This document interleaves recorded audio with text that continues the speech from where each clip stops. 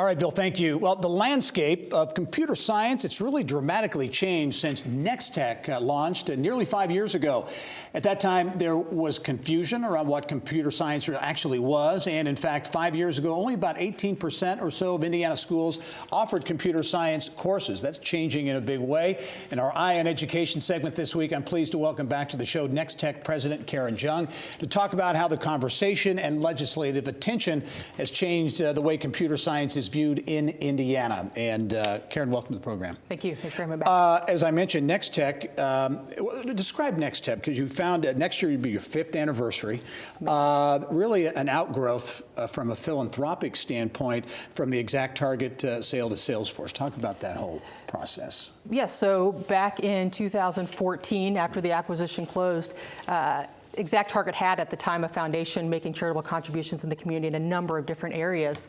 The foundation was not part of the acquisition, so we made a decision to take the investment dollars that we had, reclassify as a public charity, and focus exclusively on bringing computer science to Indiana classrooms throughout the state. 5 years, or almost 5 years now. Talk about the change that you've seen in computer science, just in the way that people understand it, support it in the state of Indiana. It's amazing the transformation. You shared the statistic in terms of 18%. That number has grown drastically, and a large part of it is just the commitment that's happened both at a national and local level. Last year, Governor Holcomb, with his leadership, helped spearhead legislation to require all schools to offer computer science by 2021. Wow. That was a fantastic move that catapulted Indiana to really the top of the national conversation. But then back that up as well with a $6 million appropriation for the 2019-21 budget cycle. So there's definitely been the commitment. We've seen the growth and adoption of computer science grow to 60%, but there's still a long way to go to get to that 2021 compliance. Yeah, and as we were talking in the social media lounge, you said Indiana now, when it comes to computer science, the support for computer science curriculum is a leader. We truly are. There are about 9 different policies that organizations will look at to see where a state is relative to computer science. We've adopted all 9 of those. In 2016, we were one of the first states to have standards across all K-12 grade levels, as well as in 2019, we became the first state at the time to actually offer standardized testing for computer science at grades 4 and 6 levels. So we truly are leading that conversation now. And a real focus, I know, of Nextech is on teachers, on professional development, focusing on teachers that supports the teachers and also has impact, obviously, in the classroom with the kids. Yes, we early on had to make that decision of how do we bring computer science to the classroom, and decided let's train teachers. By doing that, we can reach scale at a much faster level than we would otherwise if we went direct to consumer, direct to student, if you will. I think back on that first year, we trained 21 teachers from 11 different schools.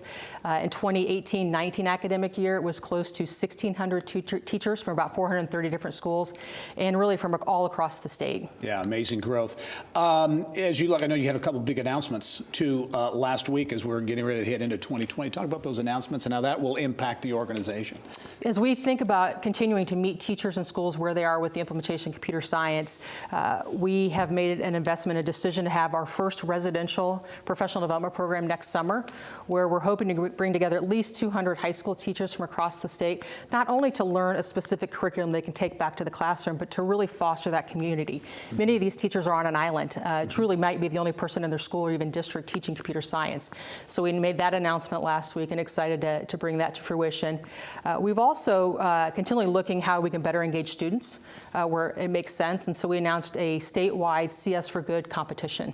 First year that we'll have it and available to elementary, middle, and high school students, with the ultimate goal we'll bring groups of students, finalists, to Indianapolis for a competition in front of industry panelists and select some pretty amazing winners. Yeah, and again, that you talked about scale and the impact you're having in the classroom. I think you mentioned maybe around 1,500 or so students last year that were impacted by programs. Oh, actually tens of thousands of students. Wow. If we look at, again, those 1,500 teachers that we taught, they're going back into classrooms with an average of 20 students. So the math adds up really great. And even better is it's not just the students they impact the year that we train them, but assume they teach 3 years. And so it's a compounding effect. Nextech, a great example of philanthropy in the tech community. Karen Jung, the president of the organization, thanks for joining us and for all you do. We'll look forward to seeing you soon. Thank you. All right.